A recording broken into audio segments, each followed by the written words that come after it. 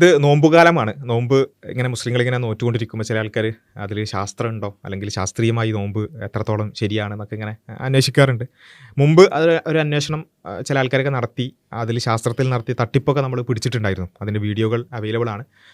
പിന്നെ dry fasting, അതേപോലെ തന്നെ പിന്നെ ഇൻ്റർമിറ്റൻറ്റ് ഫാസ്റ്റിംഗ്, ഇതൊക്കെ അതിലൊക്കെ ചെറിയ തട്ടിപ്പൊക്കെ നടത്തി എങ്ങനെയെങ്കിലും മുസ്ലിങ്ങളുടെ നോമ്പ് അശാസ്ത്രീയമാക്കാൻ ശ്രമിച്ച കുറച്ച് ആൾക്കാരൊക്കെ ഉണ്ടായിരുന്നു. അതേപോലെ ചില ഡോക്ടർമാരുടെ കമന്റിൽ പോയിട്ട് അനാവശ്യമായവരെ പ്രയാസപ്പെടുത്തുകയും ഓരോടത്തും കുറെ തെളിവാകുകയൊക്കെ ചെയ്ത ഒരുപാട് ആളുകൾ അത്തരത്തിലുണ്ട്. അപ്പോൾ ഇനി അതൊക്കെ ഒരു ഭാഗത്ത് ഇങ്ങനെ നടക്കട്ടെ. വേറെ ചില ആൾക്കാർ ഒന്നും വഴിയില്ലാതെ എങ്ങനെയെങ്കിലും മുസ്ലിങ്ങളുടെ നോമ്പൊക്കെ അശാസ്ത്രീയമാണെന്ന് വരുത്തി തീർക്കാൻ വേണ്ടി AI ചോദിച്ചിട്ട് കുറേ അനുഭവങ്ങൾ നമ്മുടെ മുമ്പിലുണ്ട്.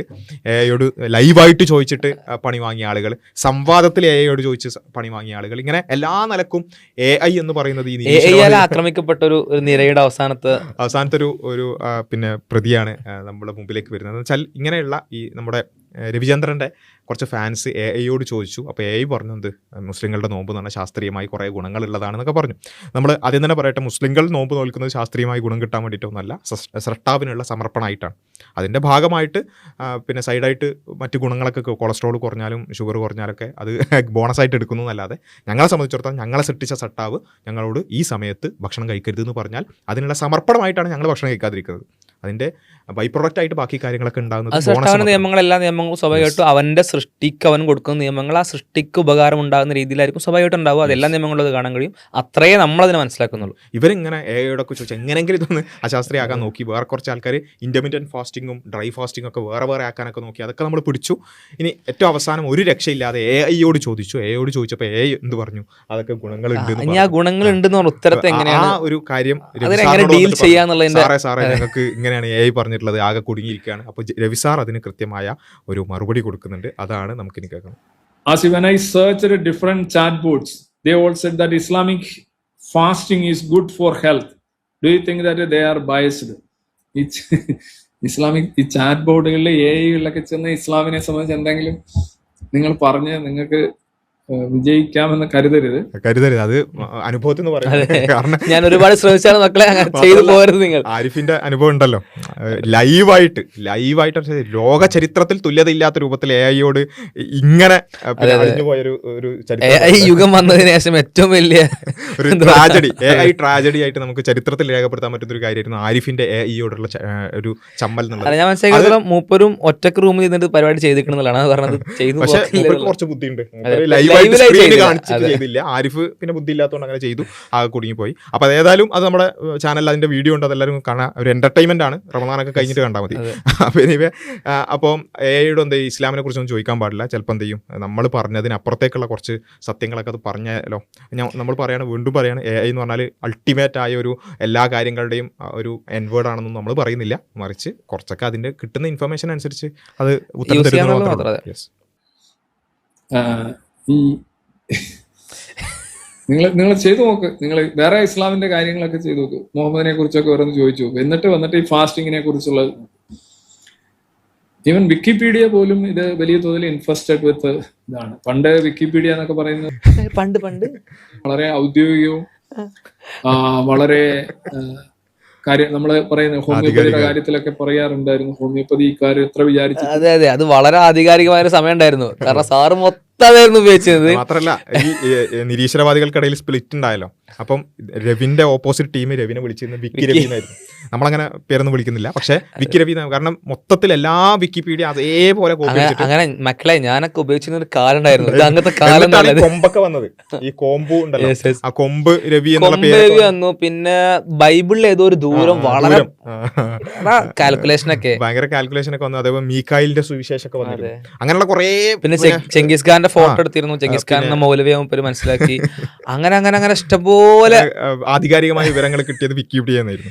അങ്ങനെ കിട്ടുന്നില്ല പ്രശ്നം. ഇപ്പൊ വിക്കിപീഡിയ ഈ പറഞ്ഞ രൂപത്തിൽ ഇങ്ങനെയുള്ള കുറെ കാര്യങ്ങൾ ലോക ചരിത്രത്തിന് തന്നെ, ലോക വൈജ്ഞാനിക സംഭാവനയിൽ ഒരുപാട് കാര്യങ്ങൾ, കോമ്പും അതുപോലെ തന്നെ ഹൈഡ്രജൻ ബലൂണൊക്കെ ചിലപ്പോൾ അങ്ങനെ കിട്ടിയതാണെന്ന് അറിയില്ല. അങ്ങനെ കുറെ സംഭാവനകൾ വിക്കിപീഡിയ എന്നാണ് മൂപ്പര് കിട്ടിയത്. പക്ഷെ അവസാനം ഇപ്പം നോക്കുമ്പോൾ വിക്കിപീഡിയ മൂപ്പർക്ക് വേണ്ട രൂപത്തിൽ കിട്ടാത്തപ്പോൾ വിക്കിപീഡിയയും പ്രശ്നമാണ്, AI പ്രശ്നമാണ്, ഒക്കെ ഒഴിവാക്കണം. അതായത് മൂപ്പർക്ക് അറിയാം കുറെ വിഷയങ്ങൾ.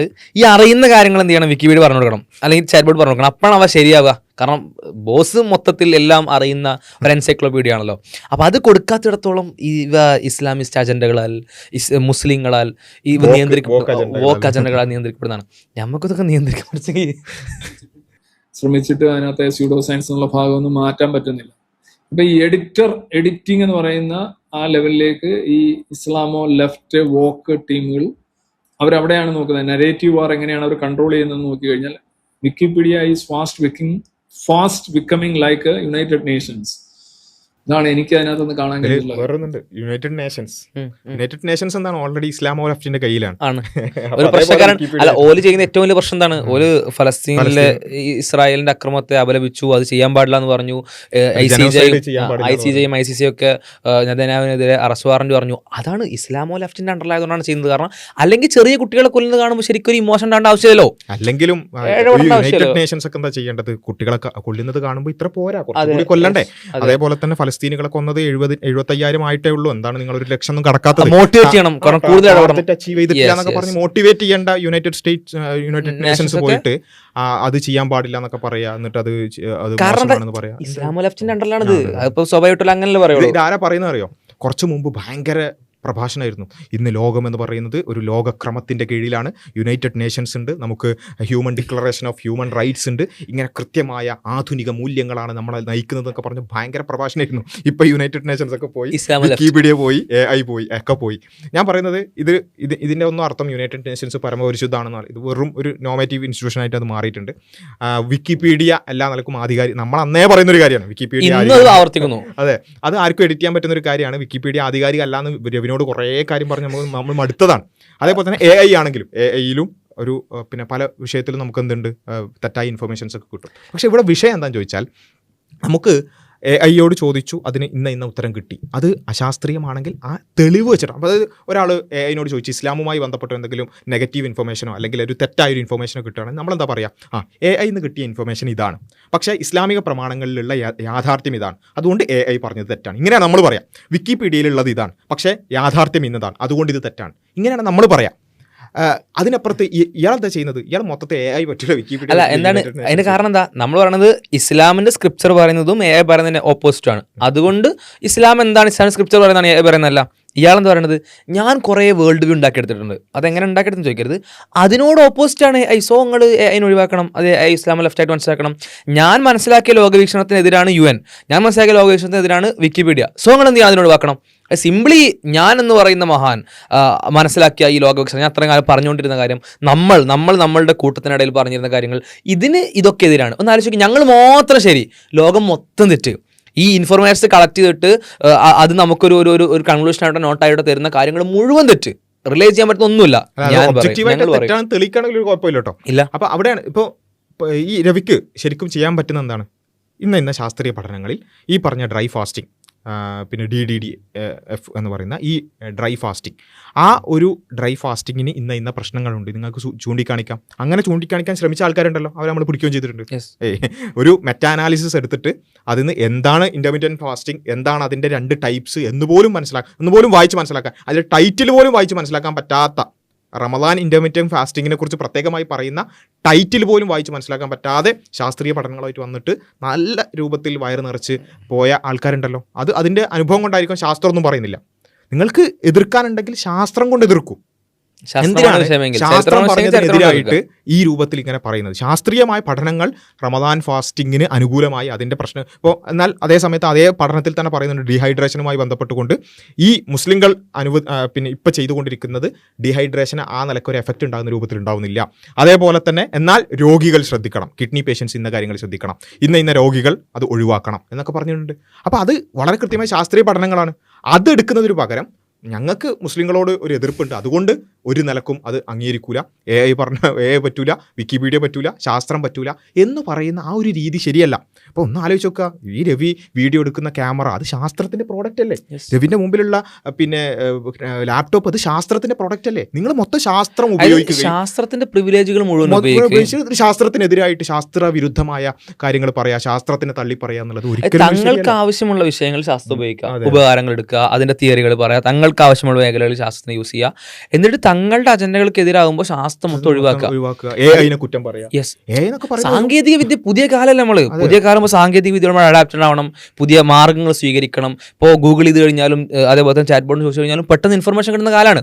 അവരെ റെഫറൻസ് ലിങ്ക് വരും, അത് ഉപയോഗിച്ചുകൊണ്ട് കൂടുതൽ പഠനം കാര്യക്ഷമമാക്കാൻ ശ്രമിക്കണം. അല്ലാതെ ഇപ്പോഴൊരു 10 കൊല്ലത്തിന് മുമ്പ് സ്റ്റക്കായി കിടക്കുന്ന അവിടുന്ന് വണ്ടി കിട്ടാതിരിക്കുന്ന ഒരു അവസ്ഥ സ്വാഭാവികമായിട്ടും ആധുനിക കാലത്തേക്ക് വരണം എന്നുള്ളതാണ് ഇത്തരക്കാരായ ആളുകൾ. ശാസ്ത്രത്തിന്റെ സാങ്കേതിക വിദ്യയുടെ ഇതിന്റെ ഗുണങ്ങൾ ഉപയോഗിക്കുന്ന ഈ വീഡിയോ പോസ്റ്റ് ചെയ്ത് യൂട്യൂബ് പോലും ശാസ്ത്രത്തിന്റെ പ്രോഡക്റ്റ്. അപ്പൊ അങ്ങനെയുള്ള ശാസ്ത്രം ഉപയോഗിച്ച് തങ്ങളുടെ ആശയം പ്രചരിപ്പിക്കുക, ക്യാമറ ഉപയോഗിക്കുക, ലൈറ്റ് ഉപയോഗിക്കുക, അതേപോലെ തന്നെ മൈക്ക് ഉപയോഗിക്കുക, ലാപ്ടോപ്പ് ഉപയോഗിക്കുക, ഈവൻ AI പോലും പരമാവധിയൊക്കെ ഉപയോഗിക്കുക. എന്നിട്ട് ഇതൊക്കെ ഉപയോഗിച്ചിട്ട് പിന്നെ ശാസ്ത്രത്തെ തള്ളി പറയാന്നുള്ളത് ഒരിക്കലും ശരിയായ ഒരു കാര്യമല്ല. അതുകൊണ്ട് ഈ സാങ്കേതിക വിദ്യകൾക്കും ശാസ്ത്രത്തിനൊപ്പം സഞ്ചരിക്കുന്ന ആളുകളായിട്ട് മാറുക എന്നുള്ളതാണ്. മാത്രമല്ല നമ്മുടെ ഭരണഘടനയിൽ തന്നെ പറഞ്ഞൊരു കാര്യമാണ് ശാസ്ത്രാവബോധം വളർത്തുക എന്നുള്ളത്. ആ ശാസ്ത്രാവബോധം വളർത്തുക എന്നുള്ളത് ഓരോ പൗരന്റെയും ഒരു കർത്തവ്യമായിക്കൊണ്ടാണ് യഥാർത്ഥത്തിൽ ഭരണഘടന. കാരണം സയന്റിഫിക് ടെമ്പർ ഉണ്ടാവുക എന്ന് പറയുന്നതും അത് ബാക്കിയുള്ളവരിലേക്ക് എത്തിക്കുക എന്ന് പറയുന്നതും അതിനെ പ്രൊപ്പഗേറ്റ് ചെയ്യുക എന്ന് പറയുന്നത് നമ്മുടെ ഉത്തരവാദിത്തമാണ്. അപ്പോൾ ആ ഉത്തരവാദിത്തത്തെ അതിനെ സ്വാഭാവികമായിട്ടും ഗൗരവമായിട്ട് എടുത്ത് അത്തരം തന്നെ ശാസ്ത്രാവബോധമുള്ള ആളുകളായി ഒരു കാര്യത്തിൽ ശാസ്ത്രീയമായിട്ട് തെളിവുണ്ടെങ്കിൽ തങ്ങളുടെ അജണ്ടകളോ തങ്ങളുടെ പ്രൊപ്പഗണ്ടകളോ തങ്ങളുടെ ഏതെങ്കിലും നറേറ്റീവുകളോ അതിനെതിരാണെന്നുള്ളതുകൊണ്ട് ശാസ്ത്രത്തിന്റെ പഠനത്തെ തള്ളി പറയരുത്. അപ്പോൾ സ്വാഭാവികമായിട്ടും ഇന്ത്യൻ ഭരണഘടന പറയുന്ന സയന്റിഫിക് നമ്പർ ഇല്ലാത്ത, അതിനെ പ്രൊപ്പഗേറ്റ് ചെയ്യാത്ത, സയൻസിനെ പ്രൊമോട്ട് ചെയ്യാത്ത ആളുടെ ഇവിടെ മാറും. അപ്പോൾ ശാസ്ത്രം പറയുന്ന എന്താണോ ശാസ്ത്രീയമായ വിഷയങ്ങളിൽ, ശാസ്ത്രം പറയേണ്ട വിഷയങ്ങളിൽ ആ പറയുന്ന കാര്യത്തിന് പരിശോധിക്കാനും അതിലെന്തെങ്കിലും പ്രശ്നം നമുക്ക് ചൂണ്ടിക്കാണിക്കാം. ശാസ്ത്രത്തിന്റെ ഈ പഠനത്തിലെ ഈ ഒരു മേഖല തെറ്റാണ്, കാരണം അതിന് ഇന്ന ഫോൾട്ടുകളുണ്ട്, ഇന്ന പ്രശ്നങ്ങളുണ്ട്, ചൂണ്ടിക്കാണിക്കാം.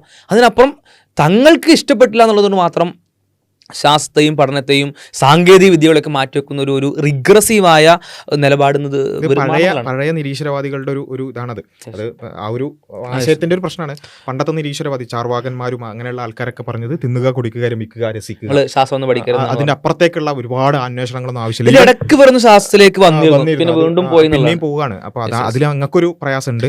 അപ്പൊ ആ ഒരു പ്രയാസം പറയാണ്. കാരണം ഈവൻ ഏതുവരെ വെച്ചാൽ വോൾട്ടേറിനെ പോലെയുള്ള ആളുകൾ പറഞ്ഞത് ഈ മാത്സ് പഠിക്കുക പോലെയുള്ള കാര്യങ്ങളൊക്കെ സമയനഷ്ടം എന്നുള്ളത്.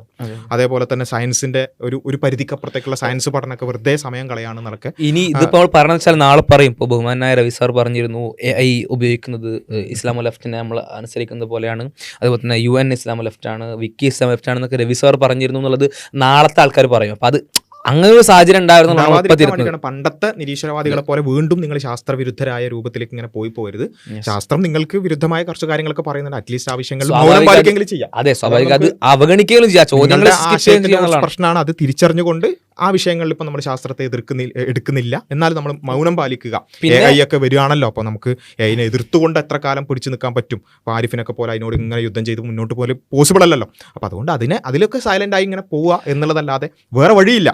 അപ്പൊ അതുകൊണ്ട് വെച്ചാൽ ഈ മറ്റേ ലൈവ് ചെയ്യുന്ന സമയത്ത് ഇങ്ങനത്തെ ചോദ്യങ്ങളെങ്കിലും ഫാൻസിനോട് കട്ട് ചെയ്തിട്ട് പുറത്തേക്ക്, അതേപോലെ തന്നെ ലൈവായിട്ട് AI സ്ക്രീനിൽ കാണിച്ചുകൊണ്ട് തേയാതിരിക്കുക പോലുള്ള കാര്യങ്ങളൊക്കെ ശ്രദ്ധിച്ചാൽ മതി. അങ്ങനെയുള്ള കുറച്ച് കാര്യങ്ങൾ ശ്രദ്ധിച്ചാൽ നമുക്ക് ഇപ്പോഴത്തെ സാഹചര്യം സർവൈവ് ചെയ്യാൻ പറ്റും, അഡ്ജസ്റ്റ് ചെയ്ത് പോകാൻ പറ്റും. കുറച്ച് മുന്നോട്ട് പോകുമ്പോൾ കൂടുതൽ പ്രയാസകരമാവും, എന്നാലും കുഴപ്പമില്ല. ഇപ്പം അഡ്ജസ്റ്റ് ചെയ്യാൻ ഇപ്പം മുന്നോട്ട് പോകാൻ ജസ്റ്റ് ഒന്ന് ഒരു സർവൈവലിൽ നിന്ന് സഹായിക്കുന്നുള്ളതാണ്. അപ്പൊ അങ്ങനത്തെ വിഷയങ്ങൾ ശ്രദ്ധിക്കുക എന്നുള്ളതാണ് പ്രത്യേകം. ആ കാര്യങ്ങളൊക്കെ ഒന്ന് ശ്രദ്ധിക്കുക. ശാസ്ത്രവിരുദ്ധത പ്രചരിപ്പിക്കുന്ന അവസ്ഥയിൽ നിന്നും രവീന്ദ്രനും ടീമും പിന്മാറുക.